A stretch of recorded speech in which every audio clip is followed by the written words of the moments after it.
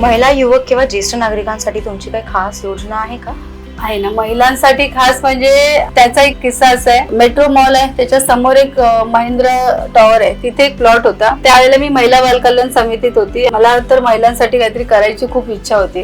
मी माझ्या प्रभागात पण एक महिला भवन बांधण्याचा प्रयत्न केला, परंतु ते शेवटच्या वर्षाला होता आणि तो माझ्याकडनं झाला नाही. पण त्याच दरम्यान माझं एक चालू होते की एक चांगलं महिला भवन बांधावं. त्यावेळेला सीताराम कुंटे आयुक्त होते. आम्ही त्यांच्याकडे पाठपुरावा केला, मग त्यांनी ते मला आरक्षणही करून दिलं, पण महापालिकेत प्रस्तावही पास करून दिलेला महिला भवन बांधण्यासाठी.